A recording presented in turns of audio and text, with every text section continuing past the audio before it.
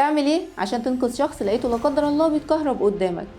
اول حاجه لازم تتصرف بسرعه وتشوف ايه السلك او الاله اللي مخليه يتكهرب وافصله فورا، ولو معرفتش ايه هو افصل الكهرباء العموميه للمكان واللي عاده بيكون عند باب الشقه زي ما قلنا قبل كده. طب لنفترض اننا في الشارع، في الوقت ده خلينا ننتقل للخطوه الثانيه على طول، وهي انك تبعد الشخص اللي بيتكهرب عن الحاجه اللي مخليه يتكهرب منها، لكن من فضلك ما تفكرش انك تلمسه لانك لو لمسته هتتكهرب زيه على طول، لان جسم الانسان موصل جيد للكهرباء والكهرباء ممكن بسهوله جدا تنتقل منه ليه، فلازم يكون في جسم عازل تحركه بيه. يعني مثلا لو انت في البيت ممكن تستخدم المقشه او اي حاجه خشب قدامك، ولو انت في الشارع تقدر تستخدم فرع شجره او كرسي خشب او اي حاجه عازله للكهرباء قدامك. طب لنفترض لا قدر الله ان الشخص ده متكهرب في البانيو وفي ميه حواليه كتير، في الوقت ده لازم تكون لابس شوز في رجلك وممكن تمسك بطانيه تقيله عشان تقدر تشده بيها، وده مع احتماليه ان انت مش عارف تفصل الكهرباء، لكن لو فصلت الكهرباء فانت مش محتاج انك تعمل كل ده وهتقدر انك تشيله عادي. دلوقتي بقى خلاص انت بعدت الشخص اللي بيتكهرب ده عن الكهرباء، ودلوقتي بقى جه دور انك تبقى عارف ان الصدمه الكهربائيه في اوقات كتير بتسبب فقدان للوعي وتشنجات عضليه ومشاكل في التنفس وكمان ضربات قلب غير منتظمه، فلازم فورا تحاول تسعفه لحد ما الاسعاف يوصل، لان خلي بالك الوقت مهم جدا في انك تلحق تسعفه. عشان كده اول حاجه لازم تعملها ما تنساش انك تتصل بالاسعاف، ولو معاك حد ممكن انت تبدا في اسعاف الشخص وهو يتصل. دلوقتي بقى شوف التنفس بتاعه واسمع ضربات قلبه، لو كان ما بيتنفسش اعمل له فورا انعاش قلبي، وده عن طريق انك تضغط على صدر المصاب وتعمل بايديك الاثنين بالطريقه دي من 11 ل 16 ضغطه في الدقيقه.